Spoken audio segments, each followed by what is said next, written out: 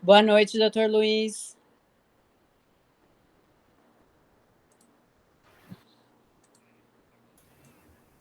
Boa noite, Mari. Tá me ouvindo? Tô te ouvindo. Só não tô te vendo. E agora? Agora sim.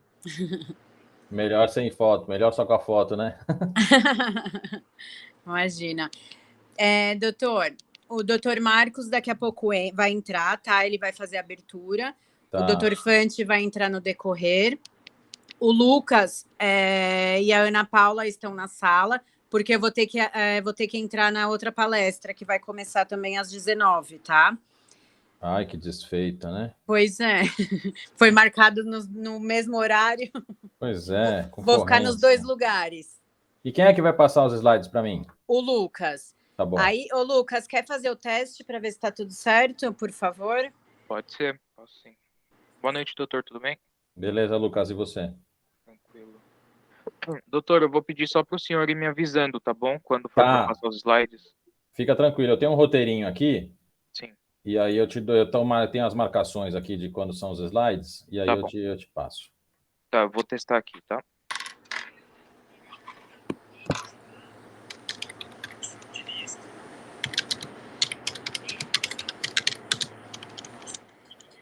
É esse mesmo, né, doutor? Isso. Perfeito, então. É isso aí. Tá. Então eu vou tirar aqui só para não dar spoilers. Guarda que é surpresa.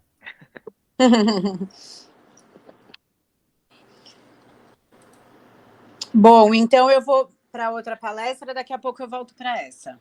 Quero só ver. Tá.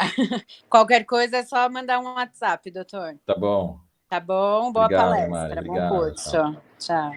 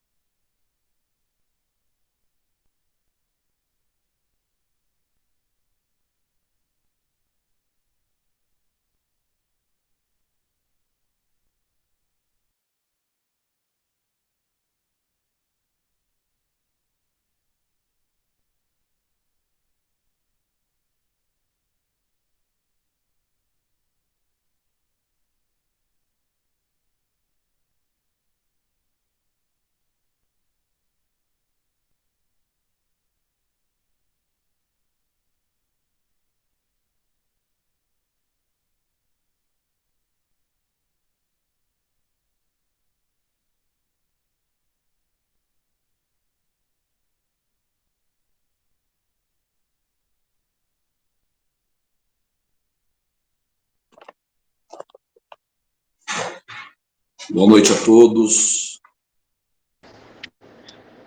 Boa noite, doutor Marcos. Olá, Mariana, tudo bem? Boa noite, Tudo. doutor. Boa noite, Boa Marcos. noite. Boa noite.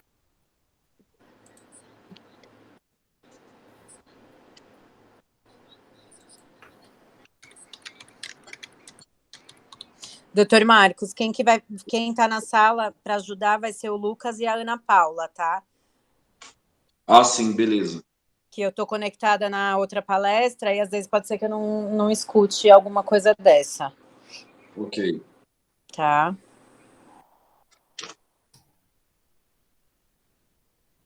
É Natália ou Ana Paula? Desculpa. A Ana Paula, doutor. Ana Paula, né? Isso. Sei de onde eu tirei Natália.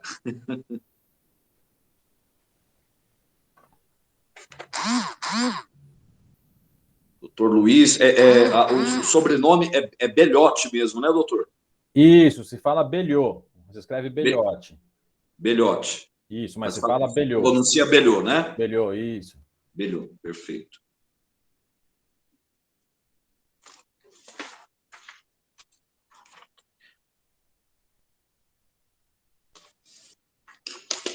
Só aguardar mais um pouquinho, o pessoal já ir se conectando já na sala. Vamos dar mais uns 3 minutinhos, a gente já começa. Guardar o pessoal já ir entrando.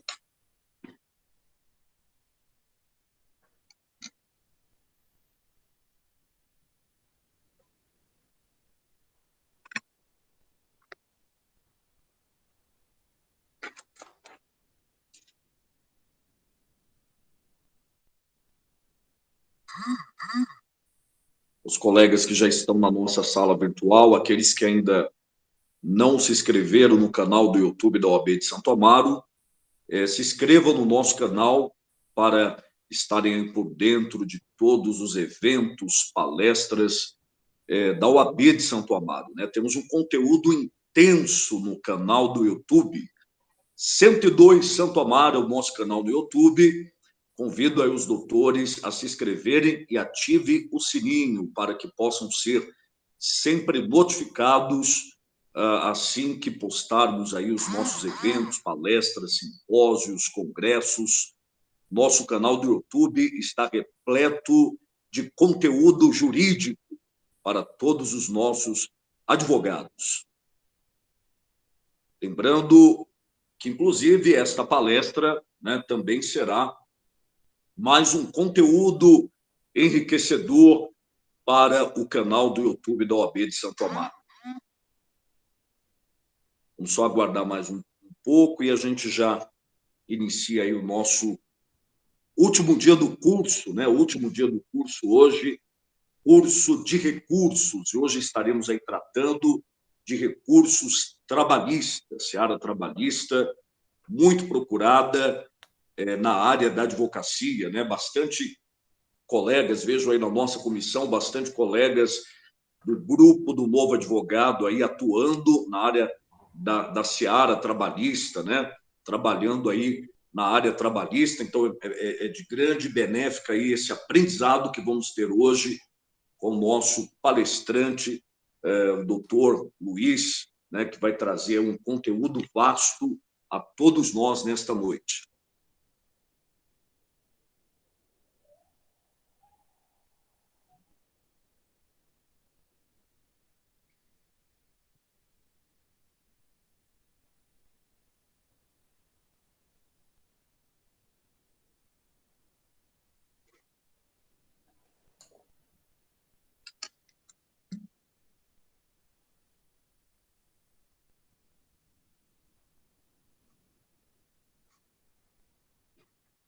Doutor Luiz, está tudo ok aí? Podemos partirmos aí para o início do nosso curso? Você que manda.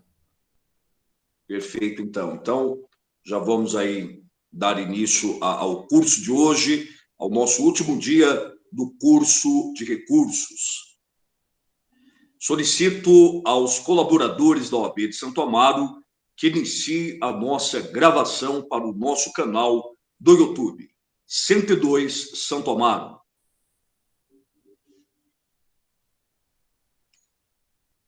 Senhoras e senhores, boa noite. Peço a todos que mantenham seus vídeos ativados e microfones desligados. As perguntas poderão ser realizadas no chat ao final ao doutor Marcos Antônio.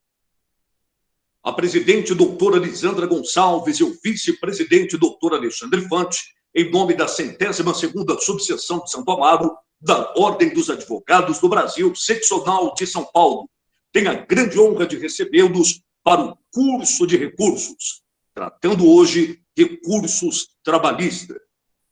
Este evento foi organizado pela Comissão do Novo Advogado, coordenada por esse que vos fala, doutor Marcos Antônio de Oliveira Lima, e coordenada este evento também pela Comissão de Cultura e Eventos, coordenada pelo doutor Gustavo Dias Rosa.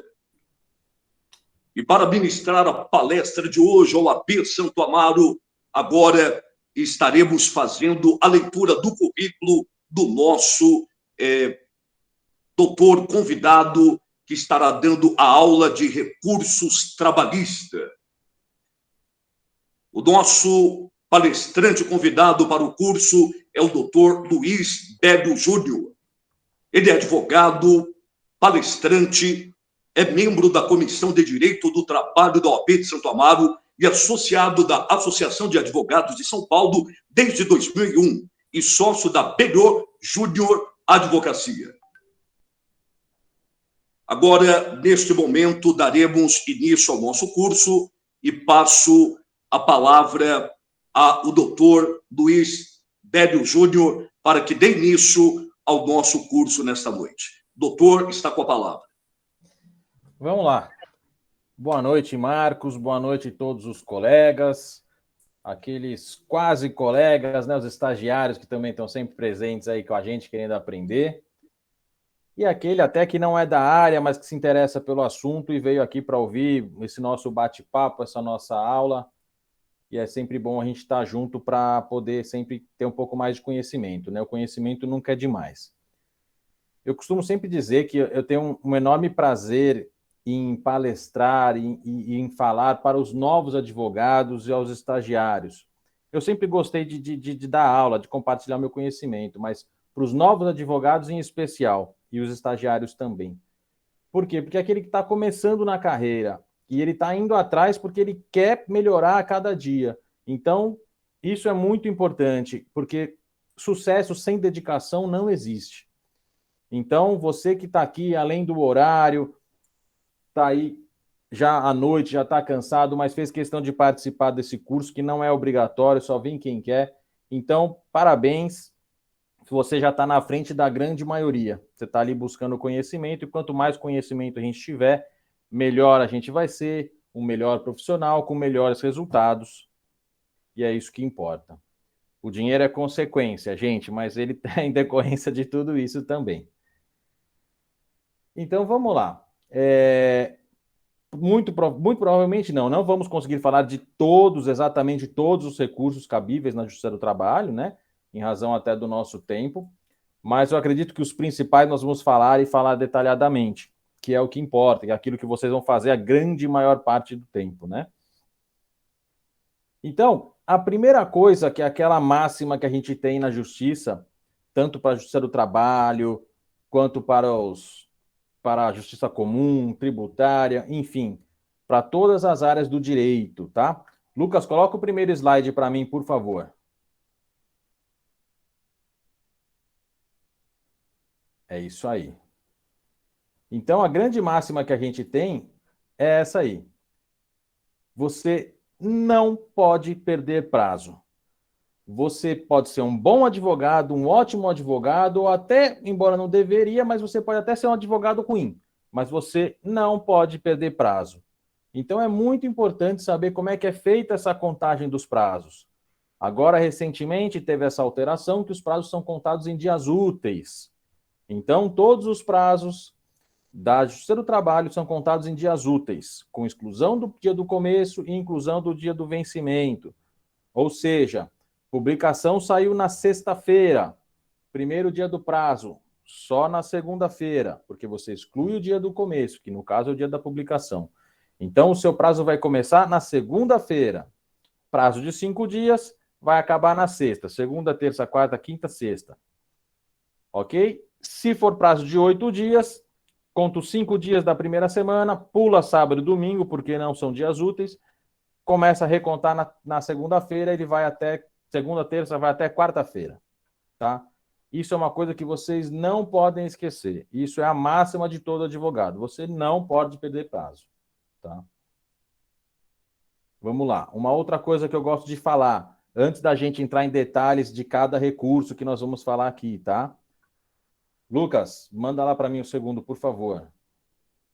Não seja prolixo. O que é isso? Você fala, enrola, coloca coisa, o famoso enche linguiça, né? Não dá para fazer isso mais. Antigamente isso era muito mais comum, as palavras eram muito mais rebuscadas, era aquela coisa do data vênia, data máxima vênia, e aí é uma petição com 40 páginas, com 50 páginas. Isso não cabe mais no mundo moderno. Hoje o mundo moderno ele é muito mais ágil, muito mais rápido, tá? É claro, você tem que falar os pontos principais, os pontos imprescindíveis, mas você não precisa ficar enrolando. Eu trouxe até a ajuda do nosso amigo, o doutor Luizinho. Olha lá, ele está até dormindo. Você vai ficando muito prolixo, ele vai dormir. E o juiz, o desembargador, é um ser humano. Imagina um juiz pegar 10 processos para julgarem no dia. Cada um com petições de 50 páginas, com um monte de coisa que ele não precisa, ele já conhece a matéria. Ele vai ficar cansado, e aí, cansado, ele vai começar a pular, e ele pode pular uma parte principal no seu recurso, na sua peça. E aí que você vai se dar mal. O que você tentou fazer para falar, a parte principal ele não vai ver, porque ele já está cansado. Então, quanto mais história você colocar, teoricamente, menos fundamento você tem. Quando o direito é certo, que é aquela coisa reta, que você sabe exatamente o que você precisa, exatamente o direito que foi ferido, você vai bater exatamente naquele ponto. Quando você bate naquele ponto, o juiz vai falar, olha só, de fato, isso aqui realmente está certo. Então, normalmente, quanto mais história colocar, menos fundamento tem a sua peça, tá? E o juiz também sabe disso. É aquela velha história. A pessoa vai vender um carro para você. Ela fala, olha, ó, meu carro tem tantos mil quilômetros, documentação está em dia e o preço é X. Com o preço abaixo do mercado, tá ótimo, é o suficiente, você vai comprar. Agora, e aquele vendedor que chega para você, tudo bem, qual que é a sua profissão? Isso para te vender um carro. E o que você gosta de fazer nas horas vagas? Não, porque eu tenho esse carro aqui, já pensou passeando com a família? E como é que você se sente em relação aos demais carros da rua? Sabe aquela coisa que fica enrolando, daquele antigo 1406? É porque ele quer te vender por outros motivos, porque o produto não é bom. E o produto do advogado é a sua peça. O produto do advogado é o seu recurso. Então, se você ficar enrolando, quer dizer que o produto não é bom. Quando o produto é bom, você bate no ponto certo, tá? Você não fica enrolando. Você fala, olha, o direito foi ferido neste ponto aqui. Olha esse depoimento, olha a quantidade de horas e olha a prova que foi realizada.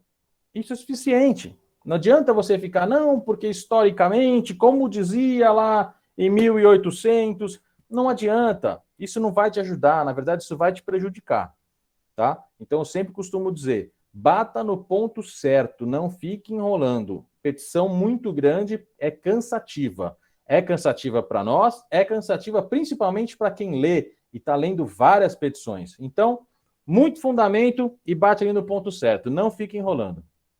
Tá bom? Bom, vamos dar início, então, aos nossos recursos. Passa o terceiro para mim, ô Lucas, por favor. Olha lá, o doutor Luizinho ali está todo feliz porque os embargos de declaração ele gosta bastante. Muita gente diz que embargo de declaração não é recurso, tá? Tem uma discussão sobre isso daí. Inclusive, lá em 1900 e bolinha, quando eu estudei na faculdade, também se falava, não é recurso, tá? Por quê? Porque, via de regra, o recurso ele é dirigido a órgão diverso daquele que você está entrando com a petição. Você entra com recurso ordinário, ele vai ser julgado pelo órgão superior, tá? E os embargos de declaração, não. Os embargos de declaração, eles são julgados pelo próprio juiz que emitiu a decisão. Então, muita gente diz que ele não é recurso, tá? Entretanto, segundo o artigo 994 do CPC, ele é recurso sim. Lá o 994 diz que são cabíveis os seguintes recursos. E aí ele elenca lá a série de recursos cabíveis, dentre eles os embargos de declaração. E é por isso que a gente inclui aqui nesse nosso curso, porque ele é uma peça essencial para todo advogado. Sem ele, você pode prejudicar e não conseguir fazer muitos dos seus recursos, tá? Então, muitas das vezes, você precisa do embargo de declaração para você ter o seu RO apreciado ou uma matéria específica, para você ter o seu recurso de revista apreciado ou uma matéria específica dali, tá? Os embargos... Deixa eu tinha anotado uma piadinha aqui, eu não sei se eu faço, eu fico meio temerário aqui. Vamos lá. Por que os embargos de declaração são tão importantes? Nos recursos, o juiz ele não pode reformar uma matéria que não foi falada pela instância inferior. Então, por exemplo, você entrou com um pedido lá de horas extras, além da 8ª diária, e entrou também em relação ao horário, às horas extras dos domingos. O juiz falou sobre a jornada de trabalho regular durante a semana, mas não falou lá dos domingos. E aí você pega e, poxa, eu perdi, você pelo reclamante, né? Estamos exemplificando aqui pelo reclamante. E aí você entra com o recurso ordinário e fala, olha, que os domingos não foi deferido. Aí o juiz vai falar, não, não é que não foi deferido, não foi apreciado. E em segundo grau, ele tem o poder de reformar a sentença de primeiro grau. Não tem como ele reformar aquilo que não existe, aquilo que não foi falado. E ele também não pode julgar, porque isso seria uma supressão de instância. Ou seja, ele não pode dar a primeira decisão sobre uma determinada matéria lá na segunda instância. Isso teria que ter sido apreciado lá pela primeira. Então é para isso, entre outras razões, que servem os embargos de declaração. Eu coloquei aqui no slide, olha, a previsão legal, o 897A da CLT e o 1022 do CPC. Quais as hipóteses de cabimento dos embargos de declaração? Omissão, contradição, obscuridade e erro material, tá? Vou dar um exemplo rápido aqui de cada um. Um exemplo de omissão é justamente esse que a gente acabou de falar. Algum ponto, algum pedido ali da nossa peça não foi apreciado em sentença. Então, a gente tem que entrar com os embargos de declaração, alegando omissão no julgado e pedindo que seja suprimida essa omissão, seja suprimido esse vício da sentença, esse vício da decisão. Então, essa peça ela vai entrar exclusivamente para isso. Ele vai apreciar só essa matéria. Olha, excelência, e com relação aos domingos? Tem o pedido aqui de tantas horas com relação aos domingos e não foi apreciado.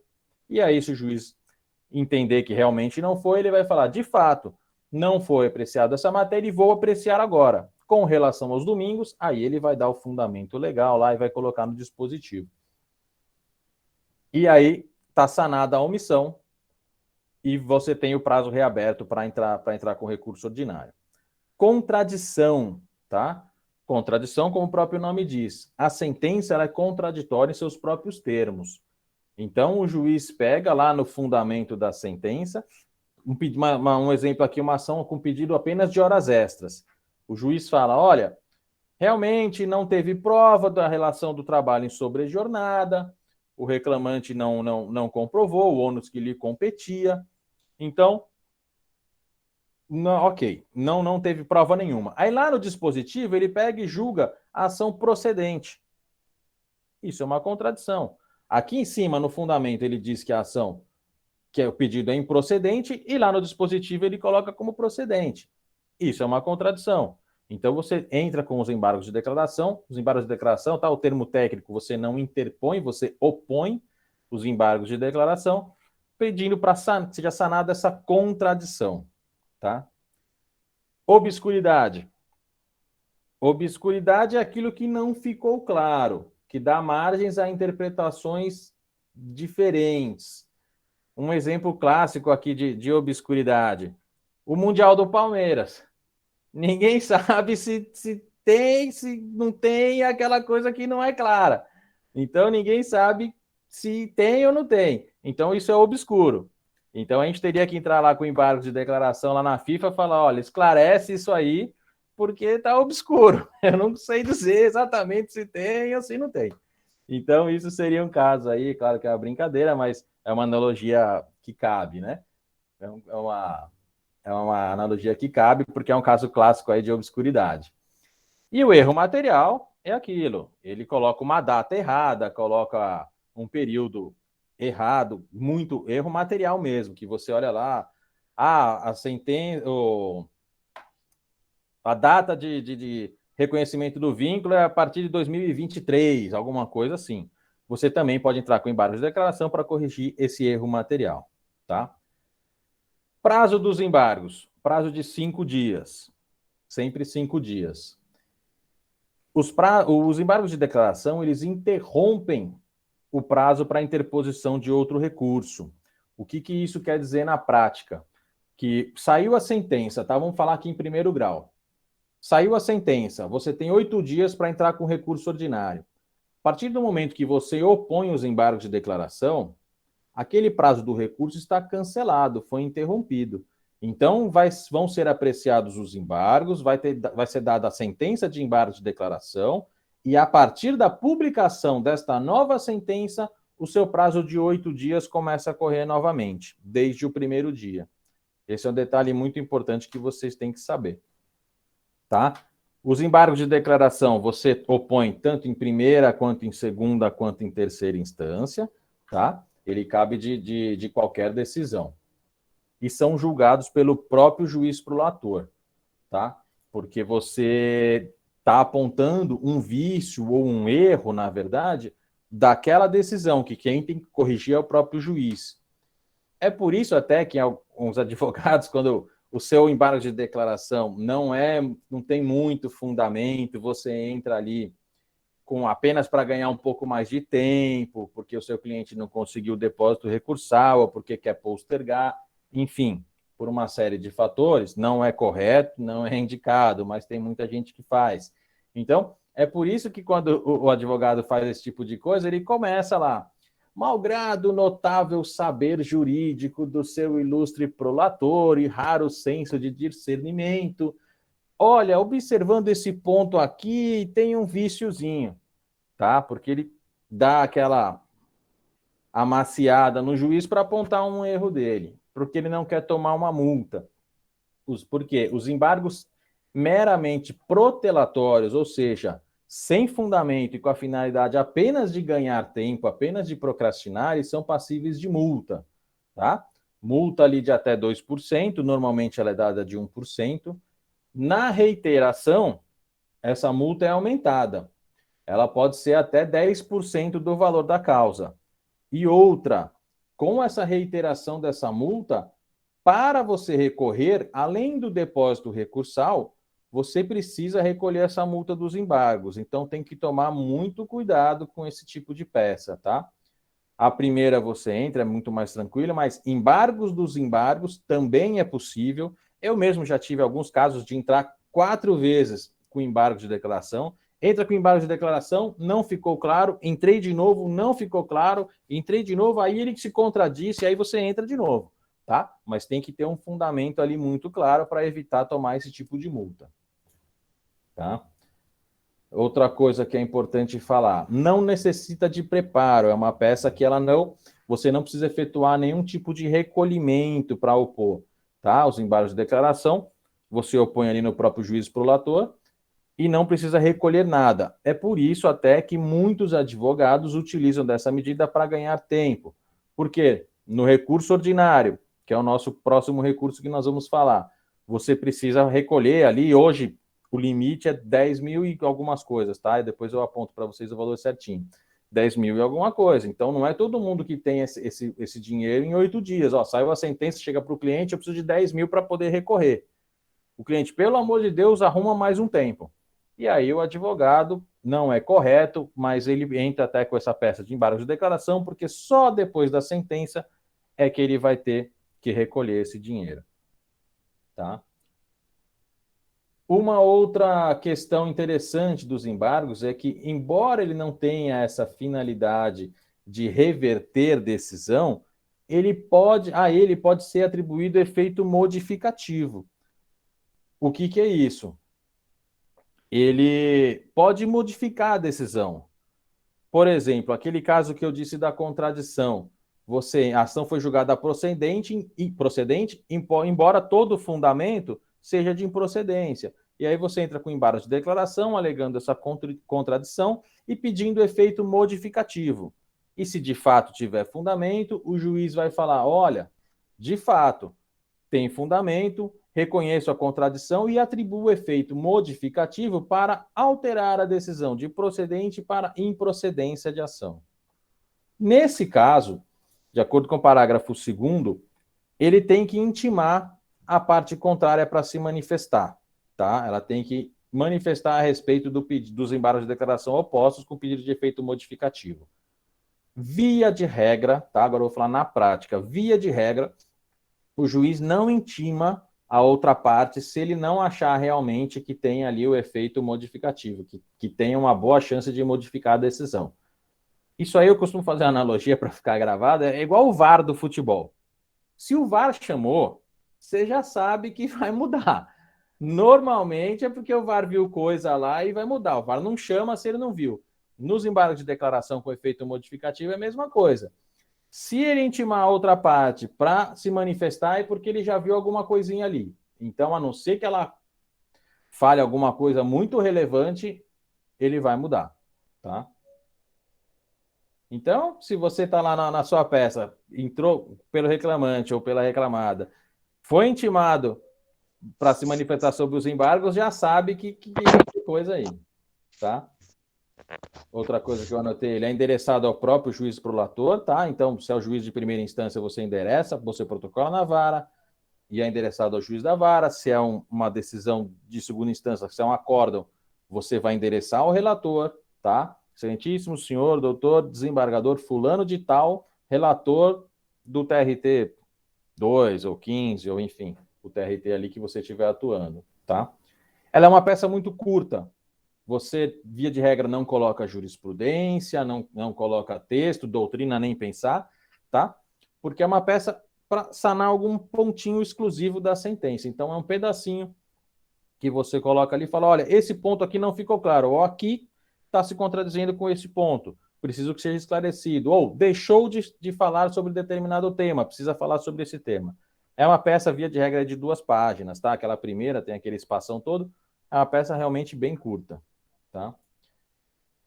Bom, a princípio dos embargos, é isso aqui que eu pretendia falar. Se alguém tiver alguma dúvida, eu não sei se a gente deixa para falar tudo lá no final, ou se a gente já esclarece ponto a ponto aqui. O que você acha, Marcos?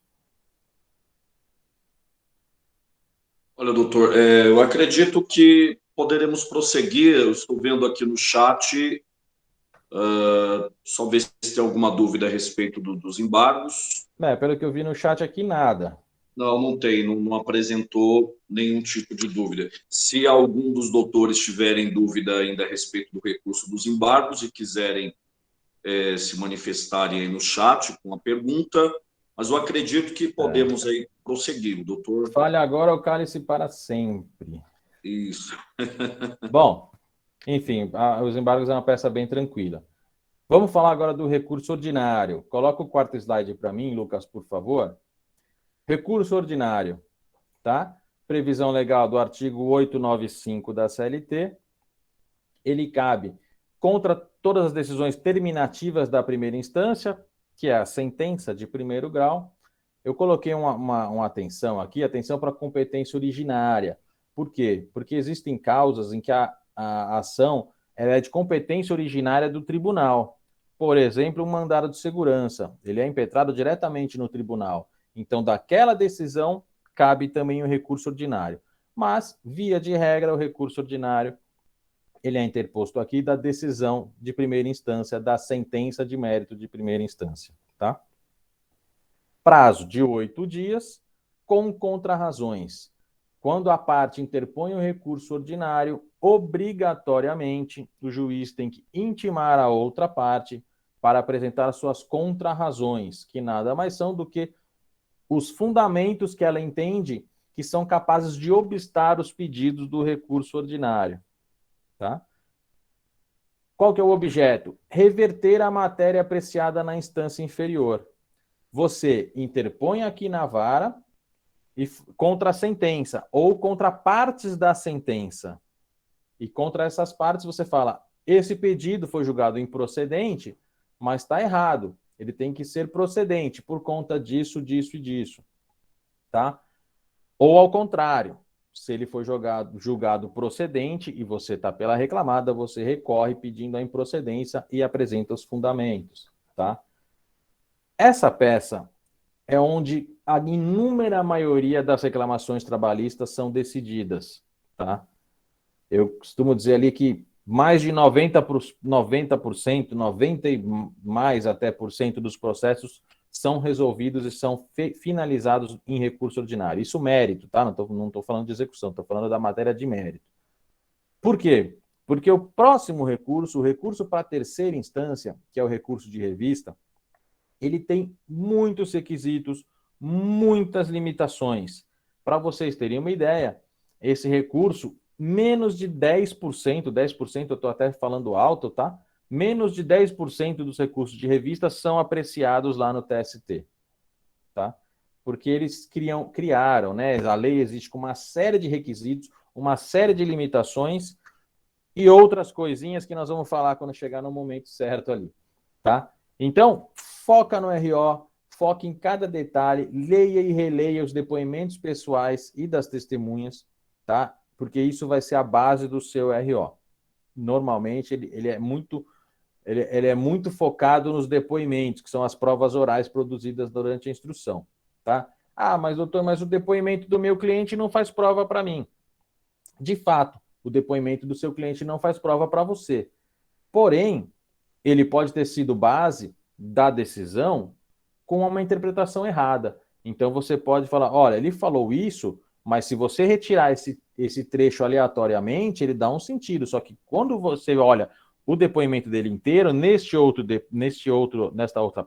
trecho do depoimento, você vê que tem relação com aquilo e aí fica completamente outro sentido. E era esse o sentido que ele queria dizer. Então, você tem que focar em todos os depoimentos detalhadamente, principalmente das testemunhas. E da parte adversa, que é onde você consegue a confissão, que é a rainha das provas, como todo mundo sabe. Né? É importante você transcrever os depoimentos, não integral, os trechos dos depoimentos que são fundamentais para o seu recurso ser procedente, para o seu recurso ter provimento, que é o termo correto. Então você pega, olha só, você disse que a sentença não foi improcedente com relação ao horário para refeição, mas vamos olhar aqui o que disse a testemunha XYZ do caso. Aí você coloca lá, que apenas eventualmente faziam 1 hora para refeição, que na maioria dos dias, ou 2, ou 3, ou 4 vezes por semana, eles realizavam lanches rápidos de 10 minutos, 15 minutos, enfim. Então é esse trecho que você tem que colocar, transcrever, negritar e colocar no seu recurso ordinário, que ele vai ser a base ali para a reforma da decisão de primeira instância, tá? Faça a pesquisa das jurisprudências, principalmente as atuais. Quanto mais atual a jurisprudência, melhor, porque isso é uma coisa que realmente muda, os entendimentos mudam, tá? O direito está sempre evoluindo, coisas que eram improcedentes ou que eram incabíveis há uns anos atrás, hoje são completamente diferentes. Então, sempre releia a sua jurisprudência, as jurisprudências atuais. Por quê? Ela é muito importante no seu recurso. Pega os outros tribunais, olha o que eles estão entendendo, porque vai servir de base para o fundamento do acórdão. Vai servir. Os juízes têm essa tendência de seguir a jurisprudência dominante. Então, a jurisprudência é muito importante no recurso ordinário. Tá? Outra coisa, tanto as jurisprudências quanto as eventuais ofensas à lei federal ou à Constituição, você já prepara para o recurso de revista. É importante que você coloque isso detalhadamente no seu recurso ordinário, no seu RO. Por quê? Porque o recurso de revista tem limitações. E essas matérias que você vai alegar lá em cima precisam ter sido faladas aqui no recurso ordinário. Então, já busca isso daí, já prepara o terreno para um eventual recurso de revista, se o seu recurso ordinário não tiver provimento na segunda instância, tá? Outra coisa que é muito importante, e eu vejo muito advogado errar com relação a isso, é importante saber de quem é o ônus da prova. Às vezes, o juiz, eu não vou usar maliciosamente, mas às vezes até por um erro, enfim, ele interpreta de uma forma mais favorável para outra parte. Então, com a inversão do ônus da prova. E o ônus da prova é claro, quem alega é que tem que comprovar. Se você alegar um fato impeditivo ou modificativo, o ônus é seu. Então, você precisa saber de quem é o ônus da prova para saber contestar isso. Agora, outra coisa, por exemplo, prova dividida. O que é prova dividida? Eu fiz uma alegação na petição inicial. Eu levei uma testemunha que falou exatamente o que eu queria. A parte adversa, reclamada, levou uma testemunha que falou exatamente o contrário do que a minha testemunha falou. Nesse caso, a prova ficou dividida. Vamos dizer aqui que está 1-1. Esse aqui falou muito bem sobre o ponto e esse aqui falou muito bem sobre o ponto, e cada um para um lado. Então, a prova ficou realmente dividida. Não tem como você decidir quem que está falando a verdade aqui. Claro que depois pode até ser realizado um procedimento de acariação e tudo mais, mas nesse primeiro momento, não tem como ele decidir a favor de alguém. A prova está dividida. Nesse caso, como o juiz deve proceder? Alguém sabe? Alguém sabe qual que é o entendimento no caso de prova dividida? Coloca no chat aí. 10 segundos, hein, para a gente não perder muito tempo. Tá 1-1 lá nos depoimentos, nas provas. A prova tá igualzinha para cá e igualzinha para cá. A prova tá dividida. Nesse caso, obrigatoriamente, o juiz tem que decidir em desfavor de quem tinha o ônus de provar, tá? Vamos dizer assim, que o empate é de quem tá do time da casa, é do time que está sofrendo a acusação. Quem tem o ônus perde, como disse a doutora Luciane ali. Quem tem o ônus perde. Então é muito importante você saber esse tipo de coisa também. Esses detalhezinhos que é onde você vai alegar. Você fala, olha só, a prova ficou muito dividida. Não tem como ficar claro, não tem como ficar claro. A própria sentença diz que a prova foi dividida. Só que ela julgou desfavoravelmente ao meu cliente, que estava sendo acusado. Então tá errado, porque o ônus da prova é de quem alega. E se a prova ficou dividida, ele não se desincumbiu. Então isso é muito importante você fazer. Tá? Qual que é a matéria que cabe no recurso ordinário? Cabe tudo que foi decidido na primeira instância. Tudo aquilo que foi apreciado na sentença de primeira instância ou complementado pela sentença de embargo de declaração é matéria do RO. Cabe na sua petição lá do RO. Então, não tem esse tipo de limitação como tem no recurso de revista, que é o próximo. A interposição é feita na própria vara do trabalho ou no TRT, naquele caso que eu disse de competência originária, mas na inúmera maioria dos casos, o seu RO vai ser interposto ali na vara do trabalho, direcionado à vara do trabalho. A vara do trabalho é que vai mandar lá para o TRT, tá? Preparo recursal. Tem que pagar. Hoje, o limite do depósito recursal, ele é de R$ 10.986,80. É uma bala, tá? Ainda mais na situação que o país está. Para você pegar lá uma grande empresa, você vai lá, o Itaú vai recorrer. Isso daí é zero. Mas e se você pegar o empregador doméstico? Imagina você lá, você tem uma empregada doméstica, ela entra na justiça, você perde em primeira instância, você precisa recorrer. R$ 11.000 você tem que desembolsar. Então, é realmente pesado, tá? Claro que para muita gente não é, mas para muita gente é muito dinheiro, tá? Na grande maioria dos casos é muito dinheiro. E se a condenação for menor que o valor do depósito recursal? O juiz, na sentença, ele arbitra aquele valor à condenação, né? Vamos supor que o juiz coloca lá, arbitra a condenação o valor de R$ 8.000. Nesse caso, o seu depósito recursal é de R$ 8.000. Por quê? Porque o depósito recursal tem finalidade de garantir o juízo. Então, se o valor arbitrado provisoriamente a condenação é de 8 mil, não tem por que você depositar 10 mil. Então, você está limitado ali aos 8 mil. Por que tem esse limite, então? Porque tem causas em que o juiz vai arbitrar em 20 mil, em 30 mil, em 100 mil, em 1 milhão. Então, para esses casos, o seu limite de depósito recursal é esse valor 10.986,80. Isso é reajustado todo ano, 1º de agosto, se eu não me engano. É importante sempre olhar lá no site do TST, que é quem define isso aí, tá? Rapidinho, recurso adesivo é o mesmo recurso que a outra parte entrou, só que você recorre adesivamente a ele. O que é isso? Você perdeu um pequeno pedacinho ali do processo e nem vale a pena você recorrer. Você fala, vamos deixar encerrar por aqui mesmo. Só que a outra parte recorreu. Então o processo vai ficar, entre aspas, parado ali para a parte de execução e vai para o TRT, e vai demorar e tudo mais. Então, já que a outra parte recorreu, você pega, então eu vou recorrer também. E entra com um recurso adesivo, que é o mesmo recurso, no caso seria o ordinário, que você entra no mesmo prazo das contrarrazões de 8 dias. E ele só vai ser apreciado se o recurso da outra parte for apreciado. Se eventualmente ela desistir, o seu recurso não será apreciado, porque ele é adesivo, ele está junto do outro recurso, tá?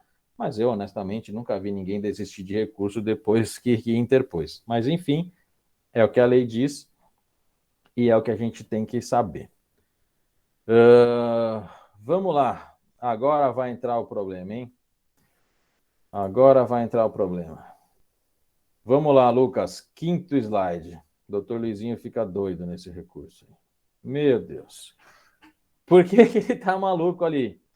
Porque esse recurso é o mais limitado da Justiça do Trabalho. Ele é restritivo ao extremo, tá? Como eu disse lá no começo, apenas nem 10% chegam a ser apreciados, tá? Depois até é interessante pesquisar o número exato, mas muito menos que isso chega a ser apreciado, porque ele tem uma série de limitações, tá? Previsão legal, artigo 896 da CLT, tá? Qual que é o cabimento dele? Contra as decisões de recurso ordinário em segunda instância, tá? Esta é a regra. Ele também vai caber na fase de execução, mas é uma outra situação que a gente fala um pouquinho mais na frente, tá? Via de regra, o recurso de revista, ele cabe do acórdão proferido pelo TRT. Então, você entrou com um recurso ordinário, a decisão do recurso ordinário é um acórdão do Tribunal Regional do Trabalho, e desse Tribunal Regional do Trabalho cabe o recurso de revista. Desse acórdão do TRT cabe o recurso de revista. O prazo também são 8 dias, também com contrarrazões, tá?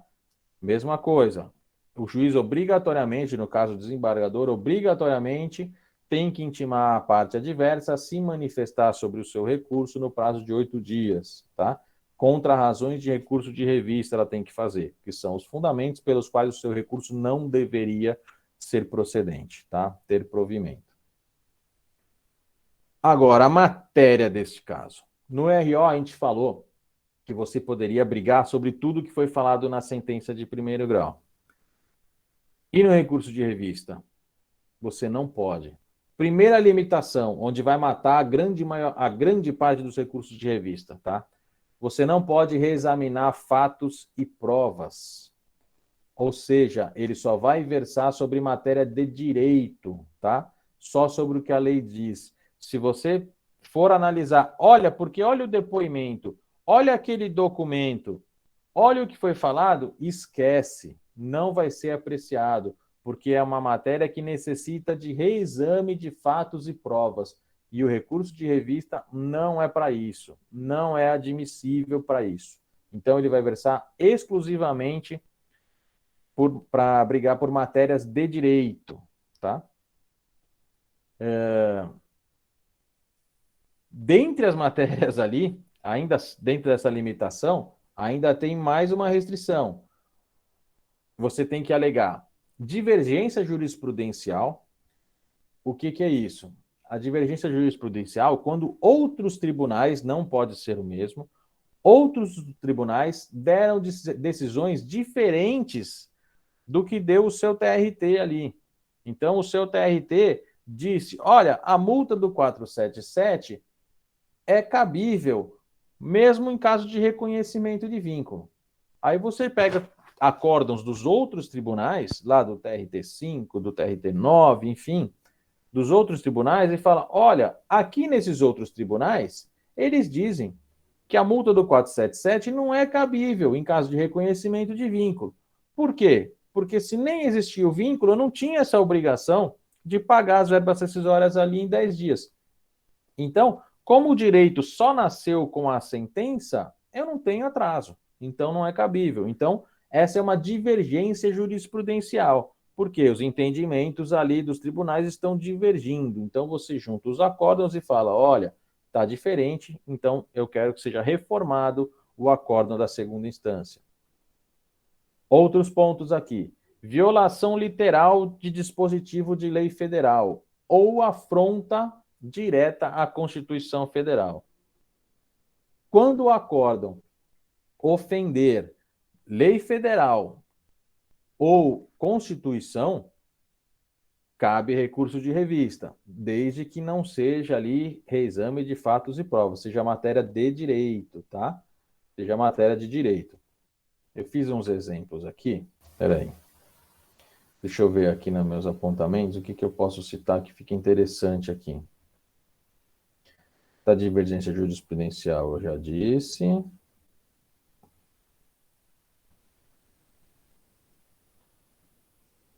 Tá.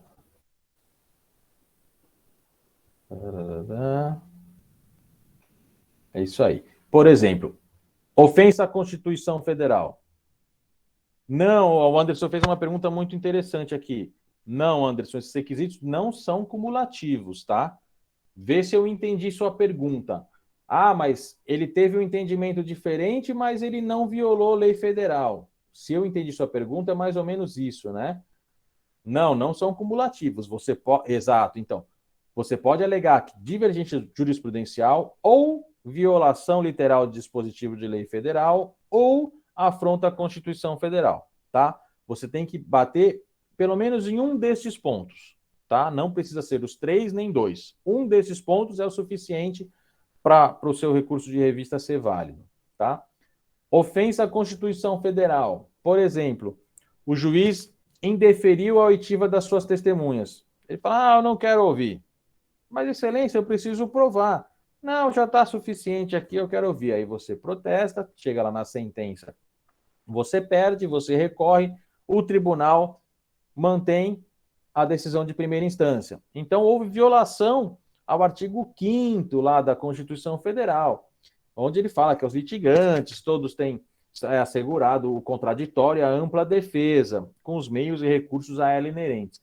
Então, nesse caso, houve ofensa direta à Constituição Federal. Por quê? Porque eu pedi a oitiva das testemunhas e o juiz indeferiu. Ele não precisa reexaminar fatos nem provas, é uma matéria exclusivamente de direito. Então, tá aí. Esse é um típico caso aí de ofensa à Constituição Federal. Vamos lá.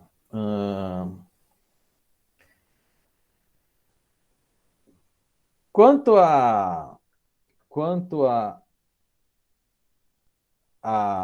divergência jurisprudencial, como ela deve ser apresentada, tá? Isso, de tanta confusão que já deu isso, foi criada a súmula 337 do TST. E quando eu digo que o recurso de revista é muito restrito, tem muitas limitações, é por conta desse tipo de coisa. Então, Lucas, coloca para mim o 6º slide, por favor. Na minha tela aqui, mal está dando para enxergar aqui, de tanta coisa que tem. Está muito pequenininho. Mas, enfim, você não pode só alegar, tá, a divergência jurisprudencial, nem apenas citar uma ementa lá. Olha, como você faz com a jurisprudência tradicional, você faz a sua peça, coloca lá a ementa, cita lá a ementa, tribunal que julgou, data de publicação, juiz relator. Isso não é suficiente. Tem uma série de requisitos para você comprovar a divergência jurisprudencial, tá? Eu vou ler aqui para vocês, porque realmente na minha tela aqui ficou muito pequeno. Eu vou ler aqui para vocês o que diz a súmula 337 do TST, tá? Ela diz assim: para a comprovação da divergência justificadora do recurso, é necessário que o recorrente a. Junte certidão ou cópia autenticada do acórdão paradigma ou cite a fonte oficial ou o repositório autorizado que foi publicado. O que é isso? Antigamente, na época do processo físico, você tinha que ir lá no tribunal, tirar uma cópia autenticada do acórdão integral e juntar no processo. Ou pedir uma certidão autenticando aquela decisão. Ou ainda você transcrever o acórdão e citar a fonte oficial, ou da onde você tirou, e tem que ser um repositório autorizado. Tem uma lista lá, não é de... puxei no Google, esquece, não é suficiente. Tem uma lista lá de quais são os repositórios oficiais autorizados. Hoje, com a digitalização dos processos, ficou muito mais fácil, porque primeiro você faz a pesquisa lá da jurisprudência, quando você encontrar, você vai no tribunal e você já imprime, né? Você salva ali o seu PDF do próprio tribunal e ele já vem ali com a autenticação. Então você junta aquele acórdão e fala, olha, estou juntando na íntegra, tá? A autenticação embaixo foi extraído do site do tribunal X, tá? Mas não é só isso.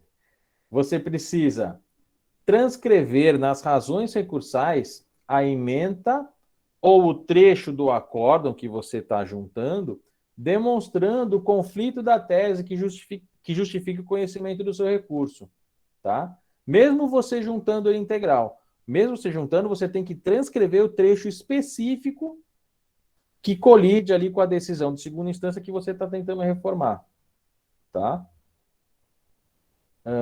Que mais? Aqui, ó. A mera indicação da data de publicação em fonte oficial de aresto paradigma é inválida para a comprovação de divergência jurisprudencial. Ou seja, não basta você simplesmente indicar, você tem que apontar todos esses detalhes e juntar o original, juntar ali uma cópia autenticada para comprovar que o seu acórdão pode ser um acórdão paradigma aí suficiente para reformar a decisão de segundo grau. Tá? Aqui, com a modernização, entrou esse inciso aqui que é muito interessante. Ele diz assim: é válida para a comprovação da divergência jurisprudencial justificadora do recurso a indicação de aresto extraído de repositório oficial na internet, tá? Desde que o recorrente transcreva o trecho divergente, aponte o sítio de onde foi extraído, que é o site, né? E decline o número do processo, o órgão prolator e a data da publicação no Diário Eletrônico da Justiça do Trabalho, tá? E aquilo que eu estava dizendo, no inciso 5, a existência do código de autenticidade na cópia, em formato PDF, do inteiro teor do aresto paradigma, ou seja, você pegou o inteiro teor do acórdão, está juntando, e ele tem lá embaixo a validação, a autenticidade dele, é suficiente, ó lá, torna o equivalente ao documento original e também supre a ausência de indicação da fonte oficial da publicação. Mas é sempre bom você juntar inteiro, transcrever o trecho específico e falar, olha, eu estou citando esse trecho específico deste acordo que eu extraí diretamente no site oficial do Tribunal X e está autenticada a via que eu estou juntando integralmente aqui. Tá? Então, tem todas essas limitações do recurso de revista. Você não pode reexaminar fatos e provas, você só pode falar sobre matéria de direito desde que você tenha uma divergência jurisprudencial de outro tribunal, tá? Vamos supor, você não pode juntar do TRT2, né, que é o ente mais atua aqui em São Paulo. Você não pode juntar um acordo do próprio TRT2, olha, mas da outra vez eu ganhei um processo lá. Não pode, tá? Tem que ser de outro tribunal, do pleno das turmas. Você tem que ter ofensa direta e literal à Constituição Federal ou a dispositivo de lei federal. Então tem todas essas limitações e, dentre elas, você ainda tem que fazer a comprovação da divergência jurisprudencial, se for o seu fundamento, dessa forma aí. Lucas, 7º slide, por favor. Não é só isso. O recurso de revista também tem mais requisitos, tá? O que diz lá? O parágrafo 1º-A do nosso artigo 896 da CLT. Ele diz que, sob pena de não conhecimento, é ônus da parte indicar o trecho da decisão recorrida que consubstancia o pré-questionamento da controvérsia objeto do recurso de revista. O que é isso? Não basta você só juntar o acórdão e falar, você tem que juntar o trecho específico e esse trecho tem que ser idêntico à matéria que está sendo questionada no seu processo. Tá? Você precisa colocar ali. Indicar de forma explícita e fundamentada contrariedade a dispositivo de lei, súmula ou orientação jurisprudencial do TST que conflite com a decisão regional. 3. Expor as razões do pedido de reforma, e aí, é claro, né, o fundamento do recurso, como os outros recursos, impugnando todos os fundamentos jurídicos da decisão recorrida, inclusive mediante demonstração analítica de cada dispositivo de lei, ou da Constituição Federal, ou de súmula ou orientação jurisprudencial, que se você apontar ali essa contrariedade. Tá? Se você alegar preliminar de nulidade do julgado por negativa de prestação jurisdicional, o trecho dos embargos em que você pediu o pronunciamento do tribunal sobre essa questão veiculada no recurso ordinário e o trecho da decisão que rejeitou os embargos quanto ao pedido para cotejo e verificação de plano da ocorrência da omissão. Ou seja, obrigatoriamente, quando você for alegar nulidade por negativa de prestação jurisdicional, você vai ter que entrar com os embargos de declaração lá do acórdão falando, olha, houve aqui nulidade por negativa de prestação jurisdicional neste ponto, e eu quero que o tribunal se manifeste sobre isso.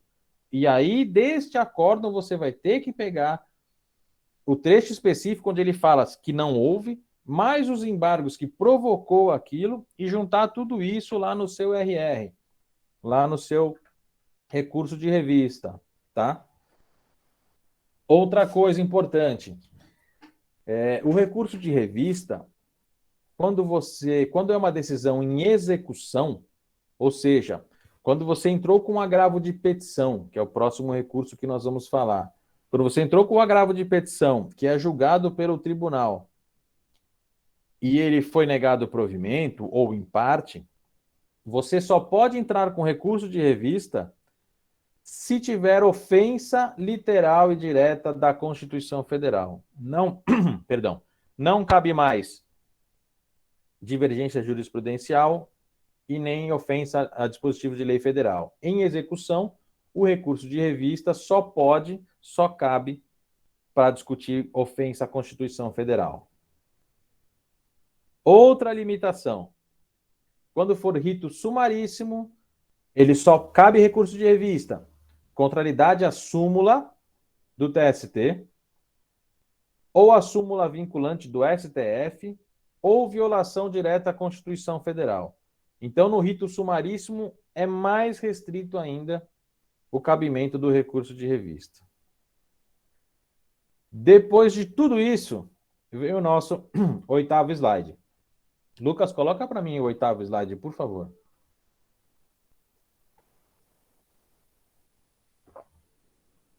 Tudo isso que a gente falou, ele é apreciado pelo juízo de admissibilidade do TRT, tá? Que é onde você interpõe o recurso de revista. Depois do TRT tentar cassar todas essas limitações ou alguma delas para impedir o segmento do seu recurso de revista, vamos supor que está perfeito, está tudo certinho. Ok, ele dá seguimento e manda lá para o TST. Chegando lá no TST, o TST vai fazer um novo juízo de admissibilidade, tá? Depois de tudo isso, ele vai ver se essa causa oferece uma transcendência com relação aos reflexos gerais de natureza econômica, política, social ou jurídica, tá? O que é isso? Econômica, ele vai ver se tem um valor elevado à causa, se tem uma relevância econômica para ele apreciar, tá? Política, no caso da divergência das súmulas, tanto do TST ou do STF. Social, se tem alguma infração ali a direito social constitucionalmente assegurado. E jurídica, a existência de questão nova em torno da interpretação da legislação trabalhista. Esse caso fez com que, especificamente esse caso aqui da jurídica, fez com que muitos RRs fossem apreciados por questão da correção monetária, que deu aquele bafafá todo lá que a gente estava falando. Que a gente ficou falando, né? Desculpa. Que é da Selic, antigamente era os juros, correção monetária, mais juros de 1% ao mês, aí ficou Selic e tudo mais. Então, essa é uma relevância jurídica muito importante. Então, por isso que muitos RRs foram apreciados para discutir essa matéria, tá? E se, lá no TST, depois de tudo isso, se o relator monocraticamente denegar seguimento ao seu recurso de revista por não demonstrar transcendência, você cabe o recurso de agravo interno dessa decisão para o colegiado, tá? Mas, enfim, lamento dizer que nessa situação o seu recurso raramente vai ser apreciado, você vai ganhar esse agravo aí. Mas, enfim, é uma medida que a lei permite e você tem que interpor se você se sentir lesado, sentir que o direito do seu cliente foi lesado. Tá? Deixa eu ver aqui. Isso eu já falei, a questão lá dos requisitos, os pressupostos intrínsecos e extrínsecos do apelo, eles são apreciados lá pelo TRT, tá? Essa questão da transcendência não tem nada a ver com o TRT, é só quando ele vai lá para o TST, que lá eles vão verificar se depois de toda essa peneirada aqui que eles fizeram com relação ao seu recurso de revista, se eles ainda acham mais alguma coisinha para não analisarem o seu recurso. E normalmente acham, tá? Por isso que nós temos um percentual tão baixo de apreciação de recurso de revista. Bom, de recurso de revista é difícil realmente não ficar alguma dúvida, é um recurso bem complicado, é um recurso bem chato de fazer, bem limitado. O preparo dele Rei Luciane, recurso de revista é tenso mesmo, tá? Você vê a cara do doutor Lizinho ali e fica doido, porque realmente é um recurso muito tenso, muito complicado e que, na prática, o advogado já faz ali sabendo que menos de 10% dos recursos de revista são conhecidos. Então, realmente, ele é um recurso muito tenso, tá? Fora que o preparo recursal dele é o dobro do recurso ordinário. Se o do recurso ordinário é 10.900 e pedrada lá, quase 11 mil, o do recurso de revista é o dobro. É 21.600 ou 21.700, alguma coisa assim. É o dobro do recurso ordinário. É muito pesado. Lembrando que é só uma complementação. Vamos supor, sentença de primeiro grau atribuiu à condenação o valor de R$15 mil. Você fez o depósito recursal do recurso ordinário de 10 mil e pouquinho. Para o recurso de revista, você tem que depositar apenas a diferença entre o valor que você fez de depósito recursal e os R$15 mil, tá? Não precisa fazer o valor cheio, tá? Bom, de recurso de revista é isso. E vamos falar agora do agravo de petição. Põe o 9º slide para mim, Lucas, por favor.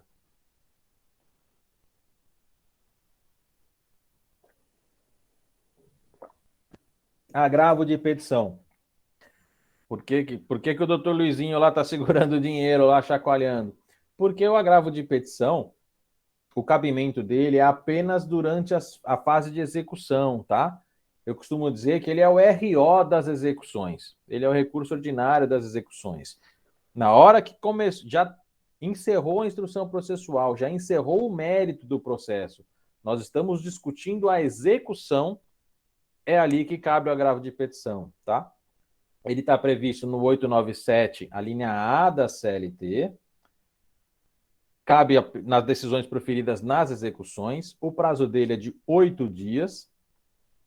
Também com obrigatoriedade da contraminuta, que seria como as contrarrazões, né? Só que por ser um agravo, o título é contraminuta. A parte obrigatoriamente tem que ser intimada para se manifestar no mesmo prazo, tá? Uma coisa muito interessante, já vi muito agravo de petição não ser conhecido por conta disso. Você deve obrigatoriamente delimitar as matérias que você vai falar e limitar os valores impugnados, ou seja, você deve apontar qual é o valor incontroverso, se houver, né? Você deve apresentar qual é o valor incontroverso. Para quê? Para que possibilite que o reclamante já levante essa verba, tá? Ele não necessita de preparo. É uma peça que não precisa de preparo. Normalmente, até, já está garantido o juízo, por conta de penhora e tudo mais. Mas, independente disso, é uma peça que você não precisa fazer nenhum tipo de recolhimento. Lá na frente, você vai ter que pagar custas sobre isso, mas não é necessário recolhê-las para interpor esse tipo de recurso. Tá? Ele é interposto na própria vara do trabalho e é remetido para o TRT. Ele é como se fosse igualzinho o RO, tá? Igualzinho o recurso ordinário. Da decisão em execução proferida pela vara do trabalho, você interpõe o agravo de petição na própria vara e ele é remetido para o Tribunal Regional do Trabalho, que vai proferir um acórdão desta decisão, tá? Agora uma pegadinha aqui. Muita gente se pega nisso aqui. Vamos ver se alguém colabora aqui com essa resposta. É possível interpor um agravo de petição sem o julgamento dos embargos à execução? Quem é que sabe responder essa aí? Vamos lá, rapidinho para o pessoal não dormir aqui, que já estamos extrapolando o horário. É possível eu entrar com agravo de petição sem ter existido embargos à execução no processo? Bom, vamos lá, ninguém vai responder, eu respondo. Sim, é possível, tá? É possível sim. Você não necessariamente precisa ter uma decisão de embargos à execução para você interpor agravo de petição. Um exemplo, principalmente nos casos em que você interpõe pelo reclamante. Por quê? Porque quem embarga a execução é a reclamada, que teve os bens penhorados, ou embargos de terceiro. Então, o reclamante não tem bem penhorado, é ele que está executando. Vou dar um exemplo clássico aqui. Você faz um pedido, olha, eu quero que seja penhorado, eu quero que haja a inclusão do sócio retirante. Um sócio, o seu José lá, que estava aqui nos autos, ele saiu, mas ele saiu dentro do prazo que a lei determina a responsabilidade dele, eu quero que ele seja incluído no polo passivo. Aí o juiz pega e fala, não, indefiro. O período não condiz, não é hábil a incluir no polo passivo. Desta decisão, você, como advogado do reclamante, interpõe agravo de petição. E esse agravo vai ser apreciado lá pelo Tribunal Regional do Trabalho. Outra coisa, você pede a penhora da aposentadoria. Você fala, olha, o réu é aposentado, recebe benefício previdenciário. Eu quero que penhore 30% do benefício previdenciário dele para garantir o meu direito, garantir o direito alimentar do meu cliente. Aí o juiz fala, não, a verba previdenciária é impenhorável. Desta decisão, cabe agravo de petição que você interpõe aqui na vara e ele vai ser apreciado lá pelo TRT. Tá? E dessa decisão, cabe recurso de revista se houver ofensa à Constituição Federal. Se não, não cabe mais recurso de revista, tá? Bom, pessoal, passamos até um pouquinho do horário aqui, eu tinha até combinado aqui com o Dr. Fante, que por sinal me deu um balão aqui na nossa palestra, mas enfim, esses são os principais recursos que vocês vão ver e que vocês vão utilizar na Justiça do Trabalho. Embargo de declaração vão usar muito e devem usar muito, porque ele é essencial para os outros recursos, tá? No caso do recurso de revista, você precisa pré-questionar a matéria, e isso você faz mediante os embargos de declaração, mediante a oposição dos embargos de declaração. É muito importante, tá? Recurso ordinário, vocês vão usar o tempo todo. Tomara que não, que vocês sejam aqueles advogados que só ganham o processo, que não precisa recorrer de nada. Mas, eventualmente, tem aquele caso que a gente não ganhou na totalidade, e você precisa entrar com o recurso ordinário. Esse vai ser o recurso mais utilizado. Da outra decisão, o recurso de revista, já com todas aquelas limitações que a gente viu, é o último recurso. E, por fim, quando chegar na fase de execução, a gente tem o agravo de petição ali para nos socorrer. Temos também embargos à execução, embargos de terceiro, embargos à SDI, agravo de instrumento, tem uma série de outros recursos, tá? Mas que hoje, infelizmente, a gente não tem tempo hábil para falar disso, tá? Então, pessoal, é isso. Se alguém tiver alguma dúvida, os contatos estão aí, pode mandar. A gente está aí para tentar ajudar, tentar compartilhar um pouco do conhecimento, tentar ajudar todo mundo, principalmente aí quem está começando, ou quem está começando na área, né? Tem muitos casos também de advogados que militam em outras áreas e agora querem abranger um leque um pouco maior, ou querem realmente migrar de área, viram uma grande oportunidade, querem pegar um cliente novo, ou estão tendo uma demanda muito grande de clientes na esfera trabalhista. Então, isso é muito importante também. Os contatos estão aí. Essa palestra vai ficar gravada, né? Como o Dr. Marcos falou, fica lá no canal do YouTube da OAB e está à disposição de todo mundo. E eu também, dentro daquele pouco que eu conheço, se quiserem entrar em contato, tem o Instagram, tem os contatos, pode entrar lá que a gente está aí para ajudar. Tá bom, pessoal? Marcos, o que eu tinha para falar desses recursos aqui da nossa Justiça do Trabalho, nossa querida Justiça do Trabalho, era isso, nessa primeira palestra. Vou ver até com o Dr. Fante se a gente consegue uma outra oportunidade para falar mais da parte de execução, falar do agravo de instrumento, falar de umas outras questões aí, uns outros recursos da Justiça do Trabalho. Mas hoje... Perfeito, doutor. Tá Mas é verdade, realmente os recursos, né? Caberia até um horário mais delongo, né? Porque realmente são bastante recursos ainda que poderíamos aí estarmos, né? Vendo na matéria, mas tenho certeza que o doutor, com maestria, esteve aí abordando os principais recursos, né? Para que aí os novos advogados possam realmente aí estarem já tendo uma direção e uma base dentro dos recursos trabalhistas, né? Nós temos aqui no chat, né, bastante elogios à palestra. Eu tenho aqui uma pergunta aqui que foi mandada aqui no meu celular, aqui no WhatsApp, do doutor Silas, e ele mandou perguntar aqui ao doutor, né, sobre o levantamento do valor, né, do preparo do recurso, quando ele diz assim, a reclamada perdendo um recurso, o valor pode ser levantado pela parte. Se sim, quando esse valor do recurso é pelo ente público que entra com recurso para se eximir da questão subsidiária dentro da ação trabalhista, doutor. Tá. Deixa eu ver se eu entendi.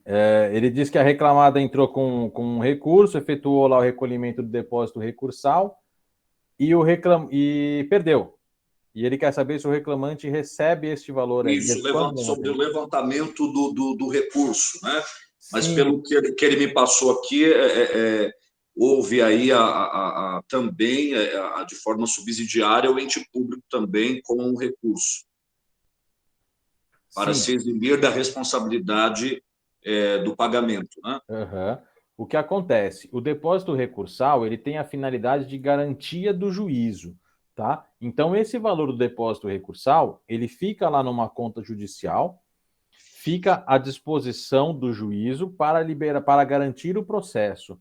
Então, lá na frente, quando houver a liquidação do processo, estiver na execução, já não tiver mais recurso, tá? Que modifique o valor da execução, o reclamante pode levantar esse valor. Se for o valor da execução for menor que o depósito recursal, ele levanta até o limite e o que sobra vai para a reclamada de volta. Se for maior, ele levanta todo o depósito recursal e prossegue pelas diferenças. Tá? No caso aí, parece que é uma reclamada subsidiária, não é isso? Isso, exato.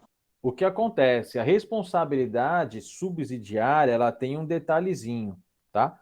Como o próprio nome diz, ela é subsidiária, ou seja, ela só vai responder se a reclamada, a devedora principal, não tiver condições de arcar com o débito, tá? Se ela for insolvente. Então, para você chegar nos bens ou até no depósito recursal da reclamada condenada subsidiariamente, você tem que comprovar que você tentou todos os meios de conseguir receber através da execução em face da primeira reclamada, e essa reclamada não tem condições de pagar, ela é insolvente. Então você foi lá, penhorou, conta estava zerada. Foi lá na Arisp, os caras não tem nada no nome.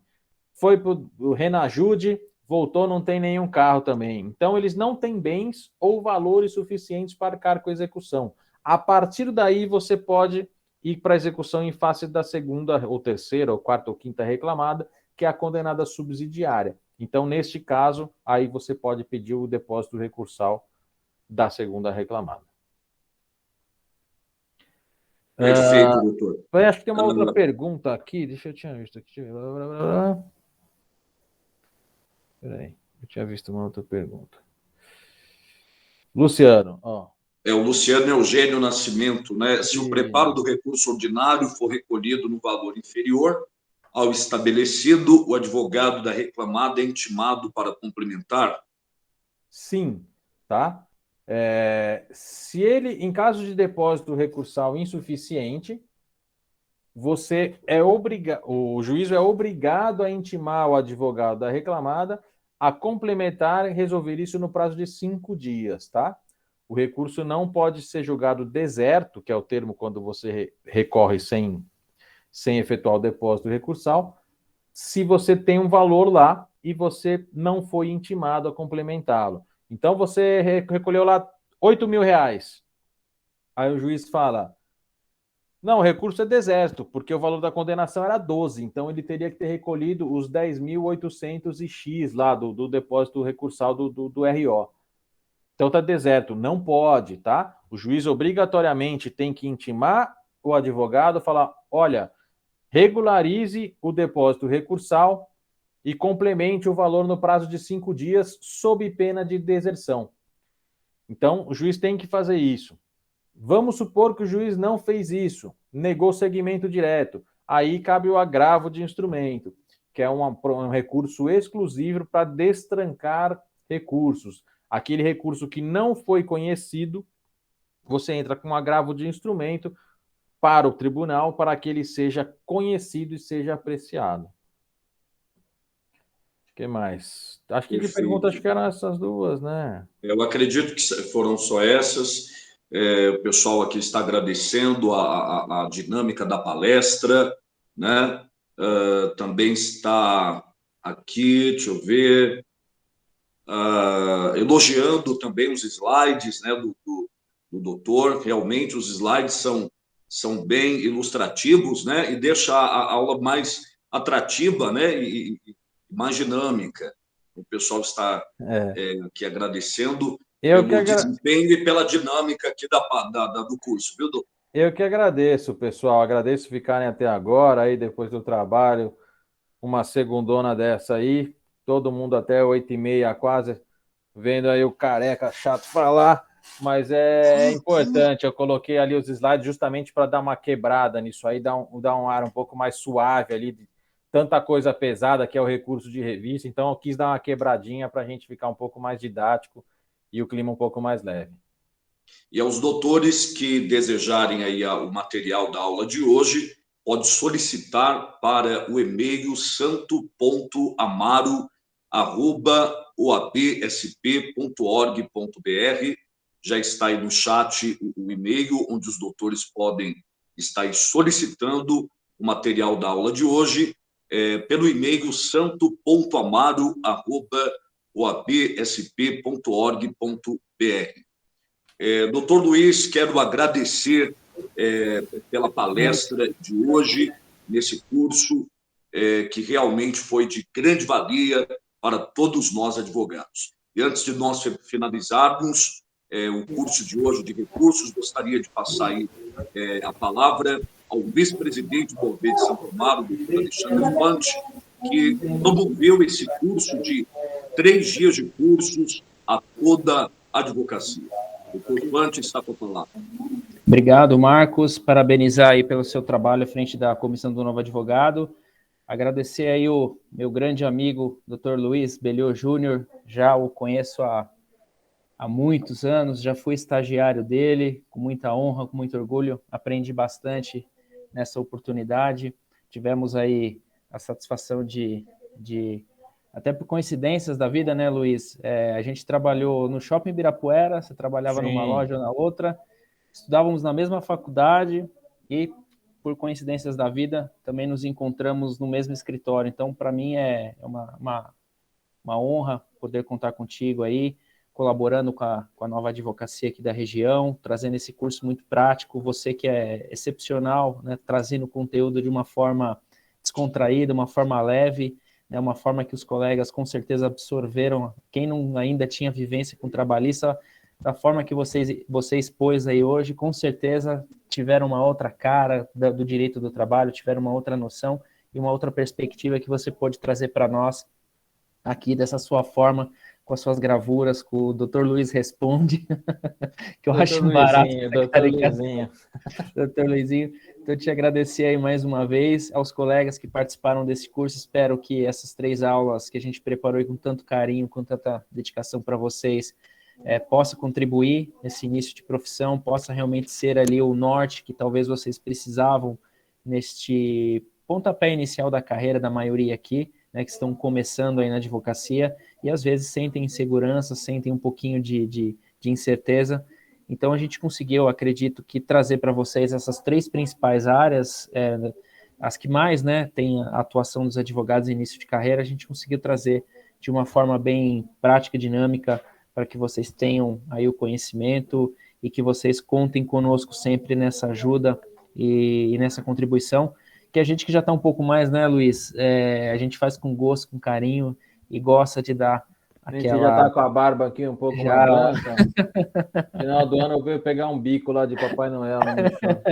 Olha. Aqui a barba branca já, então... Até nisso você me imita, né, cara? É isso, eu te imito. Se eu raspar o cabelo aqui, vão dizer que a gente é irmão. Então, a gente pode dar um pouco para vocês aquilo que também, quando nós estávamos no nosso começo de carreira, a gente pôde receber, a gente sempre encontrou pessoas com esse espírito na nossa vida. Então, a gente faz essa retribuição e entrega para vocês também, com tanto carinho e tanta dedicação, o mesmo que nós tivemos a oportunidade de receber. Então, obrigado mais uma vez, desejo boa noite a todos, agradecer aí os colegas que participaram, a nossa diretoria, a Subseção de Santo Amaro, ao Gustavo do Cultura Eventos, o Marcos, a Comissão de Direito do Trabalho e a todos os colegas que estiveram aqui conosco, e aos funcionários, né, que proporcionaram aí 2 eventos simultâneos, né, só Santo Amaro mesmo para fazer um trabalho assim. Então, agradecer vocês e fiquem todos com saúde, paz e com Deus. Então, boa noite a todos. Pessoal. Até mais. É isso aí, boa noite a todos. E quem for pedir o conteúdo lá, não sei se eles já passaram para vocês, tem que mandar um bolo aqui para a casa do Dr. Luiz, aqui para o escritório. Pode ser qualquer um, tá? Pode ser aqueles que tem piscininha de recheio, pode ser qualquer um. Tá bom? Boa noite a todos, pessoal. Obrigado. Perfeito. Obrigado, doutor Luiz, pela brilhante palestra. Agradecemos a nossa presidente, doutora Lisandra Gonçalves, por todo o apoio à advocacia, doutor Alexandre Infante, por ter promovido este brilhante curso de 3 dias a todos novos advogados. Agradeço a presença de nossa comissão do Novo Advogado e também ao doutor Luiz, que também representa a Comissão do Direito do Trabalho da OAB de Santo Amaro.